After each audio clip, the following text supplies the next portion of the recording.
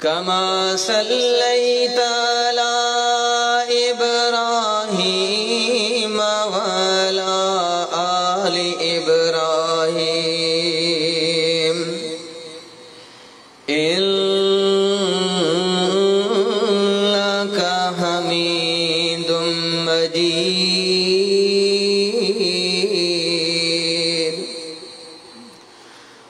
अल्लाहुम्मा बारिक अला मुहम्मदिन व अला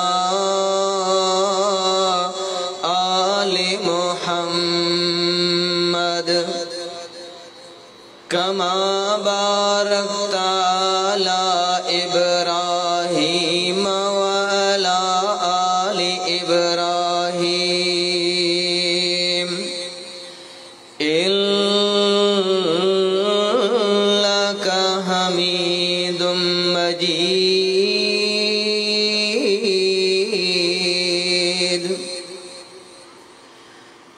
अम्मा बादु फ़अऊज़ु बिल्लाहि अस्समीइल अलीम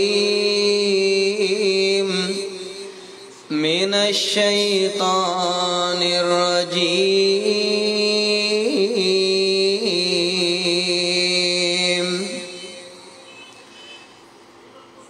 फलअल्लक बाखिउन नफ्सक अला आसारिहिम इल्लम युमिनु बिहाज़ल हदीसी असफा।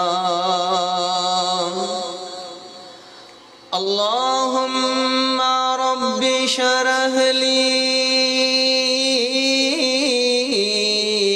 सदरी वयस्सिर ली अमरी वहलुल उक़दतम मिन लिसानी यफ़क़हू क़ौली। अल्लाहुम्मा रब्बि ज़िदनी इल्मा। अल्लाहुम्मा रब्बि ज़िदनी इल्मा।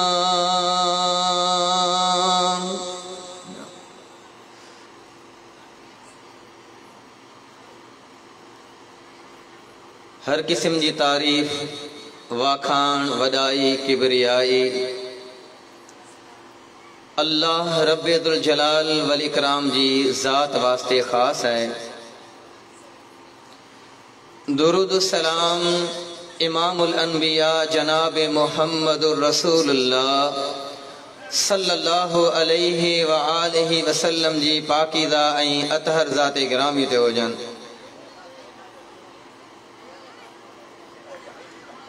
असां खुश नसीब आहियूं जो असांजे रुश्द हिदायत रहबरी ऐं रहनुमाई जे लाइ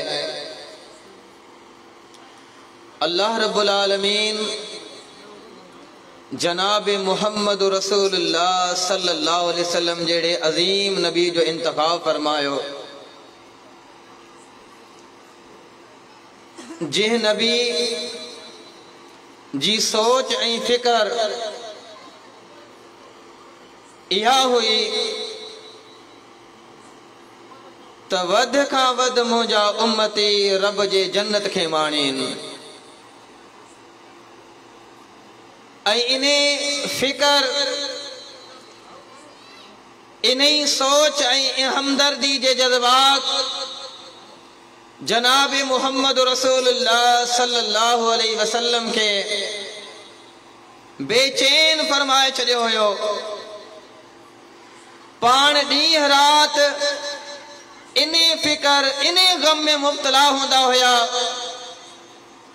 त माण्हू अल्लाह जे दीन के छो नथा क़बूल कन, रब जी वही के छो नथा क़बूल कन। जेकॾहिं इन्ही हालत में उन्हनि जी मौत थी वई, इन्ही हालत में दुनिया छॾे विया त जहन्नम जो कोयलो बणिजी वेंदा। इन्हीं फिक्र इन्हीं सोच मोहम्मद रसूलुल्लाह सल्लल्लाहु अलैहि वसल्लम के कमजोर फरमाए छॾियो हुयो। अल्लाहु अकबर कबीरा। रब्बुल आलमीन कुरान मजीद के अंदर मोहम्मद रसूलुल्लाह सल्लल्लाहु अलैहि वसल्लम जी इन अजीम फिक्र जो तज़किरो फरमायो, फरमाई फलअल्लका बाखिउन नफ्सका अला आसारिहिम इल्लम युमिनु बिहादल हदीस असफा। ए मोहम्मद सल्लल्लाहु अलैहि वसल्लम मानू तवाजी गाल के कबूल कोन प्या कन, इन्हीं गम में इन्हीं सोच फिक्र में किते तवा पंहिंजो पान के खत्म न करे छॾियो। अल्लाह रब्बुल आलमीन फरमाए पियो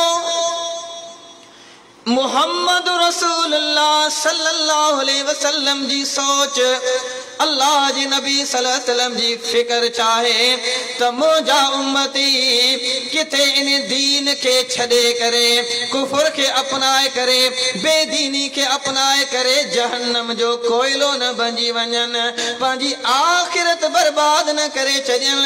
इन गम मोहम्मद रसूलुल्लाह सल्लल्लाहु अलैहि वसल्लम के एतिरो त बेचैन कयो जो अल्लाह आसमान में वही नाजिल फरमाई फलअल्लका बाखिउन नफ्सका।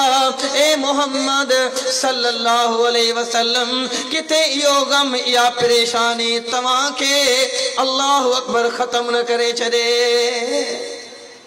एतरा महबूब एतरा खैर खा नबी जिंजी सोच ऐं फिक्र इहा आहे तो मुझो उम्मती जन्नती बंजी वने, मुझो उम्मती अल्लाह जे अजाब का बची पवे।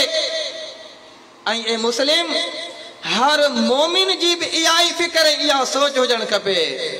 असी समझूं था असा दुनिया में सिर्फ पंहिंजी आखिरत संवारण जे लाइ पंहिंजी आखिरत बचाइण जे लाइ अल्लाह रब्बुल आलमीन असा के सिर्फ पंहिंजी आखिरत बचाइण जे लाइ हिन दुनिया में मोकिलियो आहे, पर न ए मुस्लिम तोखे अल्लाह पंहिंजे जान सां गॾोगॾु ॿियनि जे जाननि खे बि जहन्नम जे अज़ाब खां बचाइण जे लाइ ज़िमेदारी ॾेई करे अल्लाह रब्बुल आलमीन हिन धरती ते मोकिलियो आहे। ईमान वारा कॾहिं भी पंहिंजे पाड़ेसरी रिश्तेदार दोस्त अहबाब के कुफर ते बेदीनी ते ॾिसी करे कॾहिं भी खुश कोन थींदा आहिनि। उन्हनि जे दिलनि में खैर खाई जा इहे जज़्बात हूंदा आहिनि।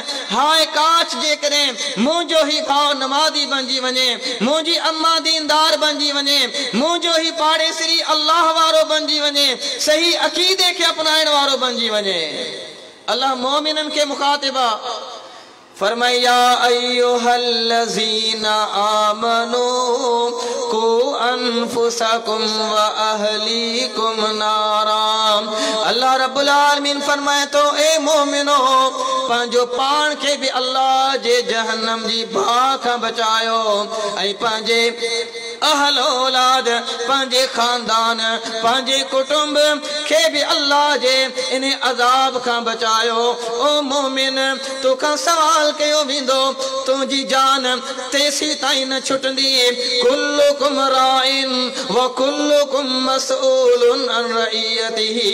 अल्लाह जे हबीब सल्लल्लाहु अलैहि वसल्लम फरमायो तव्हां मां हर हिकु घर जे वॾे खां अल्लाह क़यामत जे ॾींहुं पुछंदो सवाल कंदो तुंहिंजी मातहती में अल्लाह रब्बुल आलमीन तोखे पुटड़ा अता फरमाया, न्याणियूं अता फरमायो, घरवारी अता फरमाए, ॿुधा त सही उन जे बारे में तूं केतिरो फिक्रमंद हुए। आखिरत जी केतिरी तैयारी उन्हनि खे कराई, उन्हनि जे आखिरत जे बारे में उन्हनि खे सही अक़ीदे जी पहचान तो उन्हनि खे ॾिनी या कोन ॾिनी, नमाज जो तरीक़ो ॿुधायो या कोन ॿुधायो, कॾहिं उन जी आखिरत जी सोच ऐं तो फिक्र रखी करे उन्हनि जी तरबियत कई। अल्लाह अकबर कबीरा। अनबिया और रसूल जी शान ऐं अज़मत तां कुर्बान वञा। अल्लाह कुरान मजीद जे अंदर एक पी जो तस्करो फरमायो आ जी पी के पंहिंजे औलाद जी इबादत ऐं अक़ीदे जी एतिरी फिकर जो मौत जी कशमकश में मुब्तला है, पर पंहिंजे औलाद के घुराए करे नसीहत पियो करे। अल्लाह उन नसीहत के कुरान जी ज़ीनत बनाए छॾियो। जी पी जो नालो आहे याकूब अलैहिस्सलाम। रब फरमाए तो अम कुंतुम शुहदा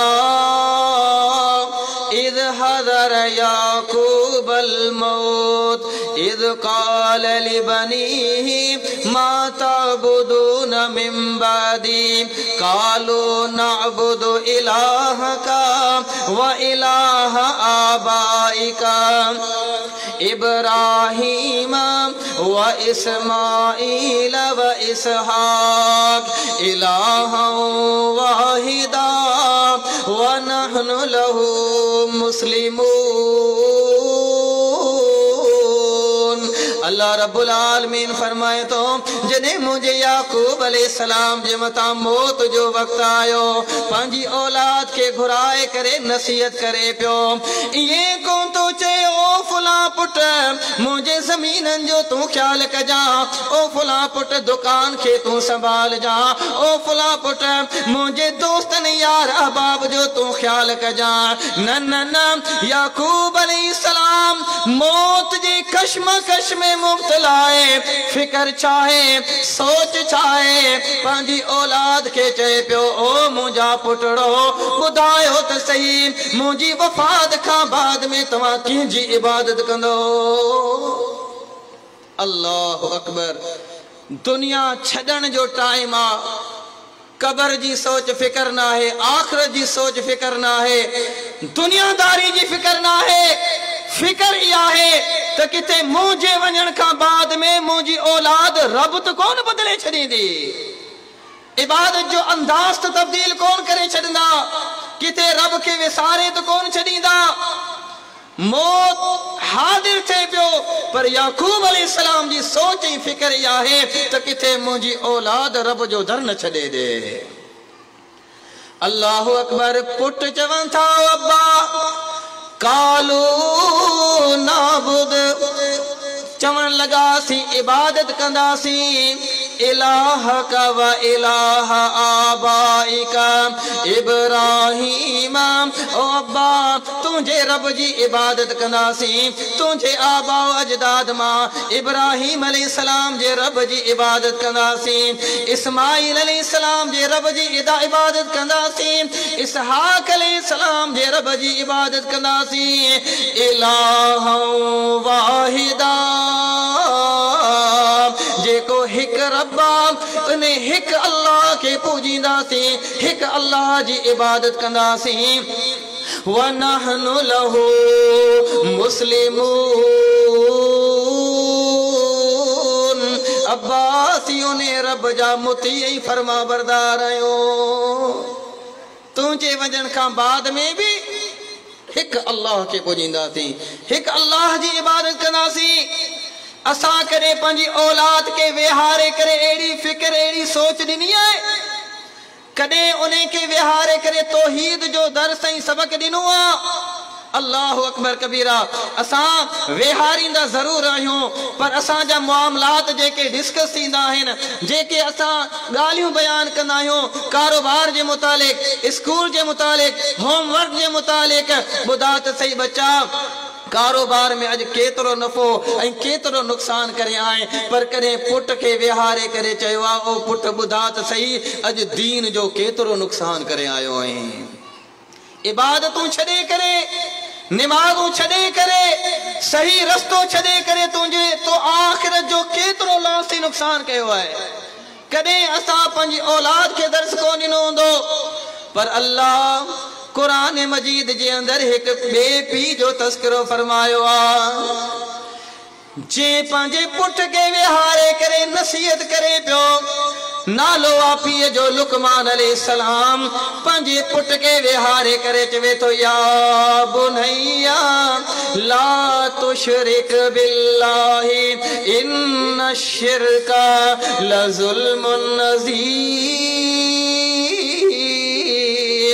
ओ मुंहिंजा पुटड़ा, अल्लाह सां गॾु कंहिंखे शरीक भांगे भाई वार न बनाए जा शिरक वडो जुल्म थई पुट के विहारे करे तौहीद जो दर्द पियो दे पी अल्लाह अकबर कबीरा अज असांजी केतरी औलाद आ जेका सही अकीदे सही मनहज सही दीन का हटेला रब जे सामू झुकण जे ला तैयार ना है दर दर जो ठोकरूं खाइंदे असांजी औलाद नजर अचे थी पर पीउ कने रोकियो ना अम्मा कने टोकियो ना कने विहारे करे असां पंहिंजी औलाद के दर्स को ॾिनो छो त असांजी फिक्र ऐं सोच ना आहे रही त असां पंहिंजी इन औलाद के सही अकीदे ते आणियो मन जन्नती बंजी पवन इहो एहसास ये खैर खाना जज्बात या सोच ई फिक्र असांजी खत्म थी चुकी आ कदे भी असां पंहिंजे औलाद के बेनमाज़ी ॾिसी करे रोनायूं अखियुनि मां लुढ़क वाया आहिनि त मुंहिंजो औलाद अल्लाह जे दर खां परे आ अलाए कहिड़ो इन जो हशर थींदो अलाए कहिड़ो इन जो अंजाम थींदो अल्लाह अकबर पुट बेरोजगार आ अम्मा बि रोई पई पीउ बि रोए पियो अल्लाह अकबर पुट बीमार आ पुट बेरोजगार आ अम्मा जे अखियुनि मां लुढ़क जारी पीउ जे अखियुनि मां लुढ़क जारी पर ओ पीउ ओ अम्मा कदे पंहिंजी न्याणी के बेनमाज़ी ॾिसी करे बेदीन ॾिसी करे इने दर्द तोखे इने जज्बात तोखे इने खैरखाना जज्बात तोखे रोइण ते कदे मजबूर कयो कदे पीउ पंहिंजी औलाद के बेदीन मुशरिक बिदाती ॾिसी करे अखियुनि मां लुढ़क वाया त हाय काश जे कदे मुंहिंजो पुट इने ग़लत अक़ीदे ते बेदीनी ते मरी वियो त जहन्नम जो कोयलो बंजी पवंदो न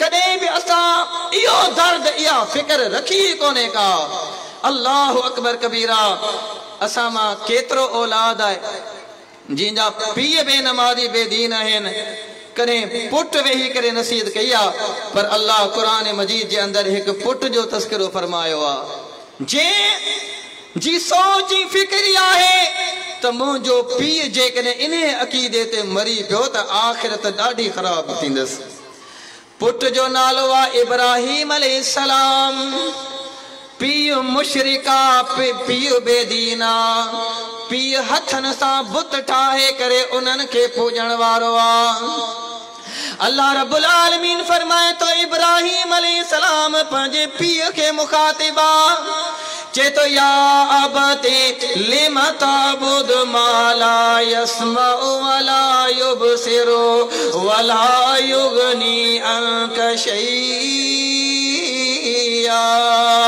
अब्बा उन्हें जी इबादत छो तो करी जेके बुधन कोन जेके दिसन कोन जेके नफी नुकसान जा मालिक नाहिन ओ अब्बा हिक रब के छदे करे हिक अल्लाह के छदे करे इनन के छो तो पूजी जेके बुधन कोन दिसन कोन जेके नफे नुकसान जा मालिक कोन पीर के तबलीग समझ में कोन आई अल्लाह अकबर कबीरा तौहीद जो दर्द पुट देवे तो पीर के पर पीर के या तबलीग समझ में कोन आई इख्तिसार सा बयान कया पीर चवे तो इब्राहिम जे कने तो इने रविश ता इने तरीके ता न हटे असा जे माबूदन के न मनींदे त आ तो के जलावतन करे छदींदुस पत्थर हणी हणी करे तो के खत्म करे छदींदुस अल्लाह अकबर अगन लफ्जन ते मुसलमान गौर कजा इब्राहिम अलैहिस्सलाम के पीउ चवे पियो तो मुझो घर छड़े दे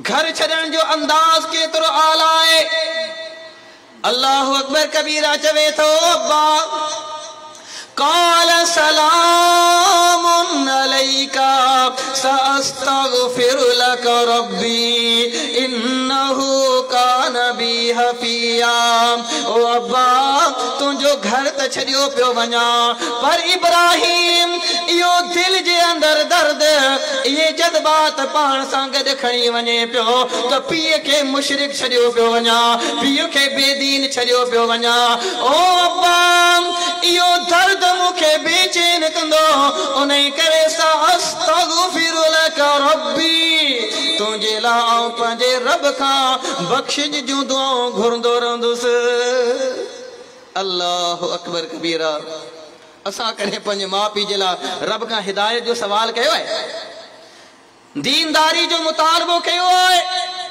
केतिरा आहिनि असां मां जी माउ बेदीन मुशरिका कुफर ते आ, कॾहिं इन अम्मा जे लिए हिदायत जे लाइ रब खां मुतालबो कयो आहे? पर खण सही मुस्लिम किताब फज़ाइल सहाबा, अल्लाह अकबर कबीरा, एक पुट जो तो के तस्किरो मिलदो जी पुट जो नालो वा अबू हुरैरा रज़ी अल्लाह ताला अन्हु। माओ मुशरिका, माओ कुफर ते आए दिए अम्मा के भी करे तौहीद जो दर्स पियो दे अबू हुरैरा रज़ी अल्लाह ताला अन्हु। तो अम्मा मोहम्मद रसूलुल्लाह समझे दीन के कबूल करे वठ, आए डी तबलीग करे पियो। एक डी तबलीग कंदे अल्लाह अकबर अम्मा जी ज़बान में एड़ा लफ्ज़ चढ़िया जो अबू हुरैरा रज़ी अल्लाह ताला अन्हु लुढ़क हारींदो मोहम्मद रसूलुल्लाह सल्लल्लाहु अलैहि वसल्लम जी मजलिस में पहुतो आ। अल्लाह जे नबी फरमाए, ए अबू हुरैरा बुधा त सही तुंहिंजी अखियुनि में लुढ़क छो?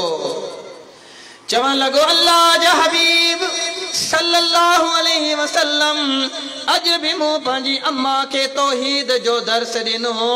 अम्मा तव्हांजे अल्लाह अकबर ज़ात मुतालिक अहिड़ा नाज़ेबा अल्फाज अदा कया जो मुंहिंजी ज़बान कासिरा उन्हें के बयान करण खां। अल्लाह जा नबी सल्लल्लाहु अलैहि वसल्लम दुआ कयो, अल्लाह अबू हुरैरा रज़ी अल्लाह तुंहिंजी अम्मा के हिदायत अता फरमाए। अबू हुरैरा रज़ी अल्लाह ताला अन्हु पंहिंजी मां जी हिदायत जे लाइ नबी खां बीठो दुआ घुराए। असां कने पंहिंजी ज़बान ते इहा दुआ दी, रब्बि रहमहुमा कमा रब्बयानी सगीरा। ओ मुंहिंजा अल्लाह मुंहिंजी अम्मा ते रहमतूं वसा, मुंहिंजे अब्बा जे मथां रहमतूं वसा। कॾहिं बि अम्मा जे मिला अब्बा जे लाइ हथ कोन खया हूंदा, दुआऊं कोन कयूं हूंदियूं। असां मां केतिरा आहिनि जिंजो अब्बो या मां नमाज़ूं कोन था पढ़नि, हिदायत वारे रस्ते ते कोन्हनि। असां कॾहिं अची करे दुआ घुराए, साईं दुआ घुर अल्लाह मुंहिंजी अम्मा खे नमाज़ी बनाए, मुंहिंजे अब्बा खे तौहीद वारो बनाए। छो असांजी इहा फिक्र ई न आहे, इहा सोच ई न आहे त मुंहिंजो अम्मा ऐं मुंहिंजो अब्बा बि जन्नती बणिजी वञनि।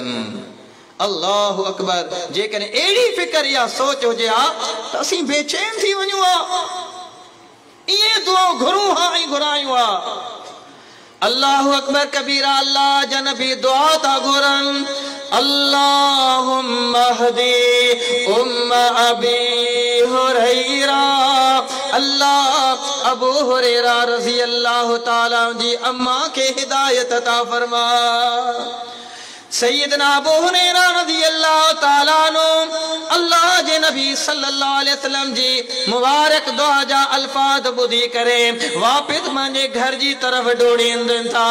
अल्लाह अकबर कबीरा, घर खां चंद कदम पोइते आहिनि अम्मा जे कननि ते अबू हुरैरा रज़ी अल्लाह ताला जे कदमनि जो आवाज़ पहुतो आहे। अम्मा उते आवाज़ ॾे थी, मकान कया अबू हुरैरा, ए अबू हुरैरा पंहिंजा कदम इते ई रोके छॾ।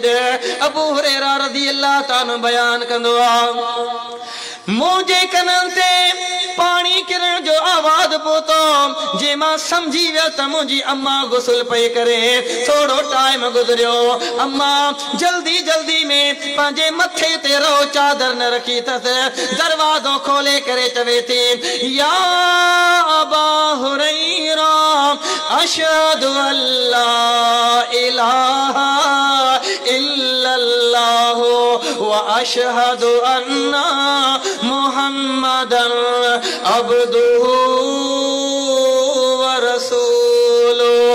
अबू हुरैरा खुश थी वञ, तुंहिंजी अम्मा मुसलमान थी वई आहे। अॼु बि औलाद जेकॾहिं अहिड़ी फिक्र, सच्ची तड़प सां पंहिंजे माउ पीउ जे लाइ दुआ घुरे त रब्बुल आलमीन उन्हनि खे बि हिदायत याफ़्ता बनाए छॾींदो। पर असांजी सोच, असांजी फिक्र उहा रही न आहे। अल्लाह अकबर कबीरा, मुहम्मद रसूलुल्लाह सल्लल्लाहु अलैहि वसल्लम जी मुबारक सोच तो ॾिसो। खणो सही बुखारी किताब तहज्जुद बिल लैल, सैयदना अली उल मुर्तज़ा रज़ी अल्लाह तआला फरमाइन था, आओ पंहिंजी घरवारी सैयदा फातिमा रज़ी अल्लाह ताला अन्हा सां गॾु घर ते सुतल हुयसि। तहज्जुद जो वक्त थियो, अल्लाह जा हबीब जनाब मोहम्मद रसूलुल्लाह सल्लल्लाहु अलैहि वसल्लम रात जे उंदाही जे अंदर तहज्जुद जे टाइम ते पंहिंजो घर छॾे करे मुंहिंजे घर ते पहुता आहिनि। दरवाज़े ते दस्तक दी करे आवाज़ दी करे चवनि था, ओ अली उल मुर्तज़ा रज़ी अल्लाह ताला अन्हु, ओ न्याणी फातिमा रज़ी अल्लाह ताला अन्हा, अञा सुता पियो, अला तुसल्ली, छा तव्हां के तहज्जुद जी नमाज नाहे पढ़नी? फिक्रे मुस्तफा सल्लल्लाहु अलैहि वसल्लम ॾिसो त सही, रात जे उंधायन जी परवाह नाहे, न्याणी जे तहज्जुद जी परवाह, त किथे मता मुंहिंजी न्याणी सुती रहिजी वञे ऐं उन मुंहिंजी न्याणी का किथे तहज्जुद जी नमाज न निकिरी वञे।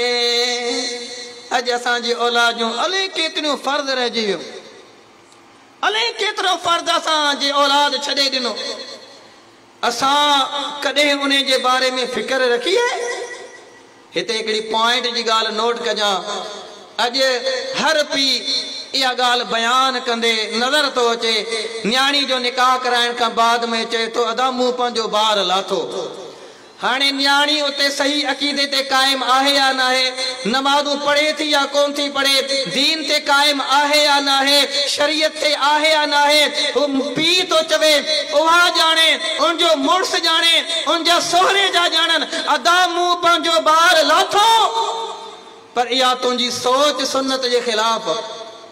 अल्लाह जे नबी सल्लल्लाहु अलैहि वसल्लम शादीशुदा न्याणी फातिमा रज़ी अल्लाह ताला अन्हा जे बारे में एतिरा फिक्रमंद जो रात जी परवाह न आहे, रात जे उंधाइन जी परवाह न आहे, शादीशुदा न्याणी जे घर पहुता आहिनि ऐं आवाज़ ॾियनि पिया, ओ न्याणी फातिमा उथी करे तहज्जुद पढ़, उथी करे रब खे यादि कर।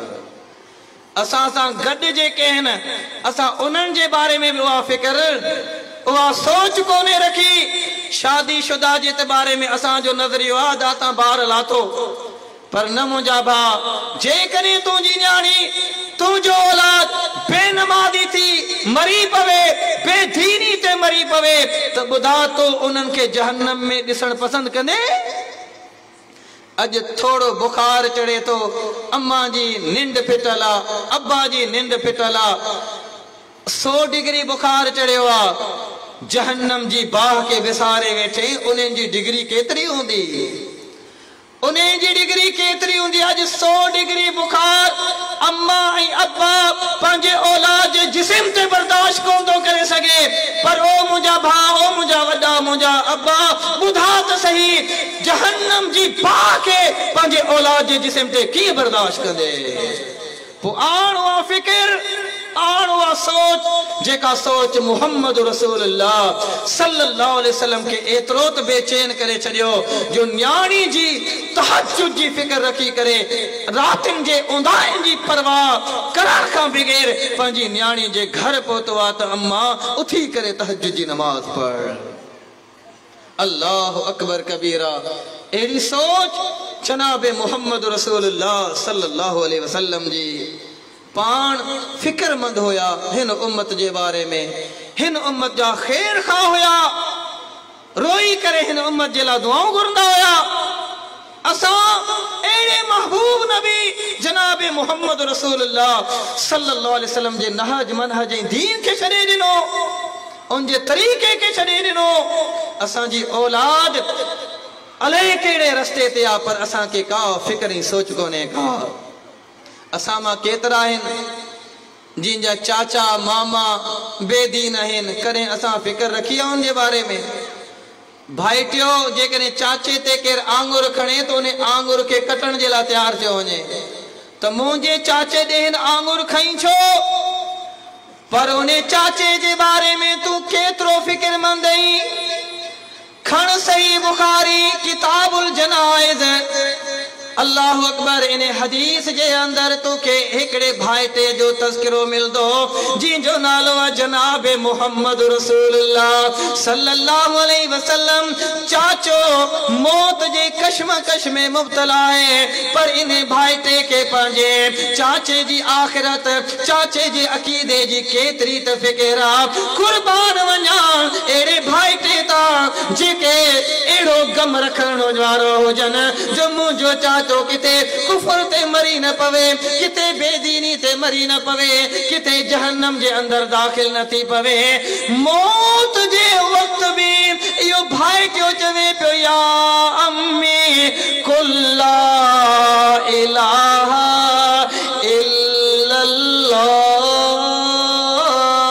इल्लल्लाह ओ चाचा चला इलाहा इल्लल्लाह ओ चाचा तौहीद जो यो कलमू पढ़ अशहदु लक बिहा इंदल्लाह ओ चाचा तुझे लाऊं रब दे या गवाही दींदुस तो मुझे सामू मुझे चाचे यो कलमू पढ़ियो यो अल्लाह अकबर अज असा पंजन के एक भेरो ब भेरो टे भेरा समझाए करे चवंदा आहियूं अदा सबको पंहिंजी कबर पाण छॾाईंदो छॾे ॾींदा आहियूं उन खे पंहिंजे हाल ते उनजी इस्लाह कोन कंदा आहियूं पर असांजी या रविश भी सुन्नत जे खिलाफ अल्लाह अकबर कबीरा चाचे जी मौत जो वक्त आ पर नबी जी तबलीग खत्म कोने थी मता इने टाइम ते अल्लाह इनके हिदायत अता फरमाए मन जहन्नम का बची पवे मन अल्लाह जे अजाब का बची पे तो मुस्लिम तुझी सोच तुझी फिक्र या हुजन खपे तो जैसी ताई अगे जे जिसे में साह तैसी ताई तुझे दिल में यो दर्द हो जे मन यो मुसलमान थी मरे मन इन्हें के कलमो नसीब थे मन ये अल्लाह जे जहन्नम का बची पवन रब जे अजाब का बची पवन असी नाउमीद थी वेंदा आहियूं बाटे भेरो चवण का बाद में असांजी सोच ऐं फिक्र खत्म थी वेंदी आहे ऐं चवंदा आहियूं अदा छॾे ॾियो त पंहिंजे हाल ते सभु को पंहिंजी क़बर पाण छॾाईंदो हरगिज़ न मुस्लिम अल्लाह जा नबी सल्लल्लाहु अलैहि वसल्लम चवनि पिया चाचा पढ़ ला इलाहा इल्लल्लाह अबू जहल भी मौजूद ॿिया बि मौजूद आहिनि चवनि था ओ अबू तालिब छा तूं अब्दुल मुत्तलिब जे दीन के छॾे ॾींदे पर अल्लाह जे नबी जी तबलीग जारी आहे तौहीद जो कलमो मुहम्मदुर रसूलुल्लाह सल्लल्लाहु अलैहि वसल्लम पंहिंजे चाचे ते बार बार पेश कनि पिया पर आखिरी उनजा लफ्ज़ हुया ओ भाईटिया आऊं अब्दुल मुत्तलिब जे दीन ते आया इहो कलमो आऊं कोन पढ़ंदुसि अल्लाह जे नबी सल्लल्लाहु अलैहि वसल्लम जा अज़ीम अल्फाज उन ते गौर कजा अल्लाह जा नबी फरमाइण लगा तो आऊं तुझे ला बख्शिश जी दुआ तेसी ताई कंदो रहंदुसि मालम उन हान का जैसी ताई मुखे मन न कयो वञे अल्लाह अकबर कबीरा रब आसमान में वही नादिल फरमाई त कंहिं बि मोमिन कंहिं नबी जे ला जायज़ न है त कंहिं मुशरिक जे ला दुआ घुरे अल्लाह रब्बुल आलमीन मना नादिल फरमाई अल्लाह जा नबी पो भी गमज़दा आहिनि अल्लाह तसल्ली जेला कुरान नादिल फरमायो ए मोहम्मद सल्लल्लाहु अलैहि वसल्लम इन्नका ला तहदी मन अहबब्ता वलाकिन्नल्लाह यहदी मन यशा ए मोहम्मद सल्लल्लाहु अलैहि वसल्लम हिदायत ॾियण वारी रब जी ज़ात ओ अल्लाह जेके चाहे उन्हें के हिदायत अता फरमाए इहो इख्तियार रब नबी के बिना अता फरमायो जो नबी जी मनशा नबी जी मर्जी था के हिदायत मिली पवे ए मोहम्मद सल्लल्लाहु अलैहि वसल्लम हिदायत उन्हीं की मिल दिया जिनके रब हिदायत अता फरमाए अल्लाह अकबर कबीरा अल्लाह जे नबी समझी सोच फिक्र खणो सही बुखारी किताबुल जनाइज इमाम बुखारी रहमहुल्लाह एक रिवायत नकल फरमाई सैयदना अनस रज़ी अल्लाह ताला अन्हु फरमाइन था एक यहूदी बार बीमार थी पियो। अल्लाह जे नबी सल्लल्लाहु अलैहि वसल्लम जी फिक्र ई सोच ॾिसो असांजा ॿार अलाए केतिरा शिरकिया नारा हणंदे गलिन में अल्लाह अकबर नज़र ईंदा आहिनि पर असीं नज़र अंदाज करे छॾींदा आहियूं। ॿार अॻिते हली करे अल्लाह अकबर कबीरा सुधरी पवंदो समझी वेंदो हिन टाइम ते उन खे छॾे ॾियो नज़र अंदाज करे छॾींदा आहियूं। ई त ॿार जी ॻाल्हि आहे असां वॾनि खे नज़र अंदाज करे छॾियो। वॾा बेदीननि कुफर ते शिरक ते असां करे उन जे बारे में फिक्र रखी सोच रखी अल्लाह अकबर कबीरा। अल्लाह जा नबी सल्लल्लाहु अलैहि वसल्लम यहूदी बार जे बारे में एतिरा फिक्रमंद पाण उन जी बीमार पुरसी करण जे लाइ पहुता आहिनि। छा था चवनि ओ बारड़ा अस्लिम इस्लाम कबूल कर तौहीद जो कलमो पढ़ मोहम्मद रसूलुल्लाह सल्लल्लाहु अलैहि वसल्लम जे दीन के कबूल कर। बार पंजे पीउ ॾांहुं निहारे थो इन सोचता तम पीउ मुंहिंजो छा थो चवे मोहम्मद रसूलुल्लाह सल्लल्लाहु अलैहि वसल्लम जे आला किरदार इन पीउ ते एतिरो त असर छॾियो जो इहो पीउ चवण लॻो मुंहिंजा पुट अते अबुल कासिम सल्लल्लाहु अलैहि वसल्लम ओ बचड़ा मोहम्मद रसूलुल्लाह सल्लल्लाहु अलैहि वसल्लम जो चवण मञ इन जे दीन के कबूल करे छॾ। इहो ॿारड़ो दीन इस्लाम के कबूल करे तो अल्लाह जा नबी सल्लल्लाहु अलैहि वसल्लम उतां उथिया आहिनि ॿाहिर निकिरी करे अल्लाह जी तारीफ़ कनि पिया। अल्हम्दुलिल्लाहिल्लज़ी अंक़ज़हु मिनन नार।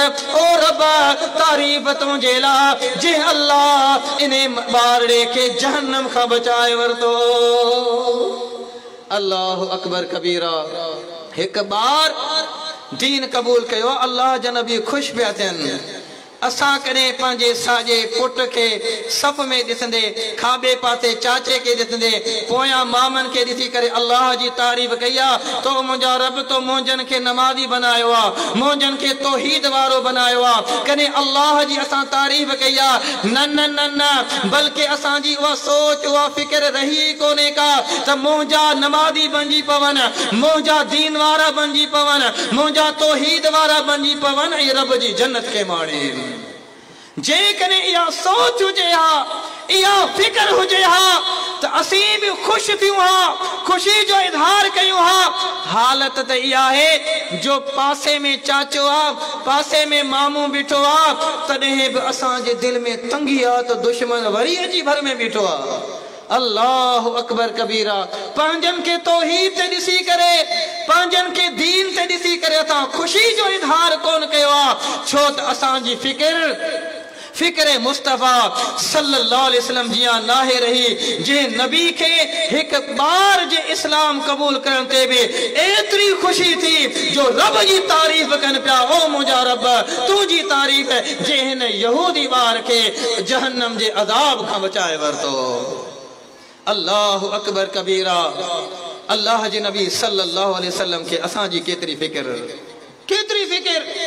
सही बुखारी किताब उद्दावात जे अंदर अल्लाह जे नबी सल्लल्लाहु अलैहि वसल्लम फरमायो अल्लाह हर नबी के हिकड़ी दुआ घुरण जो दुनिया जे अंदर इख्तियार ॾिनो त जेका दुआ घुरंदो उहा कबूल कई वेंदी।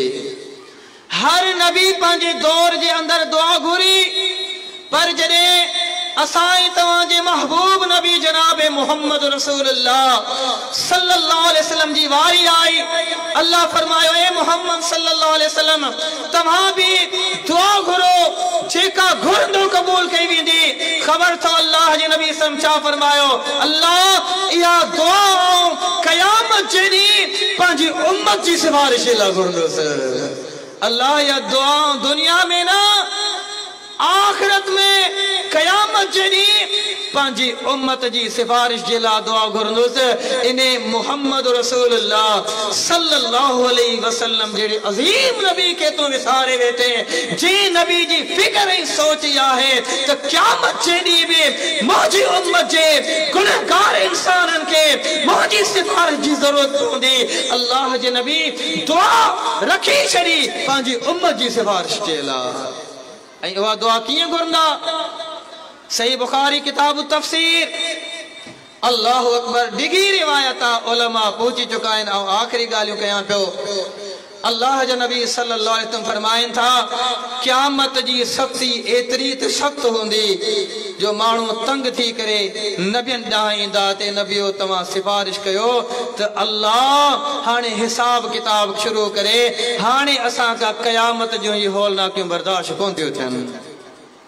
अल्लाह अकबर कबीरा हर नबी जवाब दी छॾींदो इख्तिसार सां हर नबी आखिर में जनाब मोहम्मद रसूलुल्लाह सल्लल्लाहु अलैहि वसल्लम वटि माण्हू ईंदा अल्लाह जे नबी सन फरमायो तो आऊं अल्लाह जे साम्हूं सजदे में किरी पवंदुसि रब जी तकबीरात तहमीदात तस्बीहात जा अल्फाज बयान कंदुसि आवाज ईंदी इरफा रअसक या मोहम्मद सल्तो तहु इशफा तुशफा ए मोहम्मद सल्लल्लाहु अलैहि वसल्लम पांजो मथो मुबारक मथे कयो घुरो जेको घुरंदो तव्हां खे अता कयो वेंदो सिफारिश कयो जी भी सिफारिश कंदो अल्लाह तव्हां जी सिफारिश के कबूल कंदो अल्लाह जा नबी सल्लल्लाहु अलैहि वसल्लम खबर तो छा चवंदा जनाब मोहम्मद रसूलुल्लाह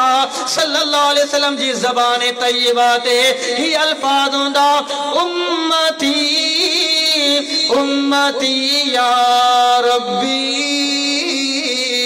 ओ मुझा रब्बा मुझी उम्मत के बचा ओ मुझा रब्बा मुझी उम्मत जे मानुन के अजाब का बचाए ऐलान थी दो ए मोहम्मद सल्लल्लाहु अलैहि वसल्लम तवाजी उम्मत मां हिक गिरो हिक टोलो हिक जमात एरिया जीते रब हिसाबो किताब माफ करे छड़ियो ए मोहम्मद सल्लल्लाहु अलैहि वसल्लम उन्हें जमात के पान सा वठी करे रब जी जन्नत में दाखिल थी वन अल्लाह कहंदो है अल्लाह असां सबनी के इन्हें गिरोह में शामिल फरमाए इन्हें टोले में शामिल फरमाए इन्हन खुश नसीबन में शामिल फरमाए अल्लाह असां जा जेके भी रिश्तेदार करीबी अल्लाह जेके असांजा दोस्त ऐं अहबाब असां सां रहण वारा अल्लाह असांजी दुआ आहे असां जे सभिनी खे अल्लाह तौहीद वारो बना मुत्तबी रसूल बना नेक ऐं नमाज़ी बना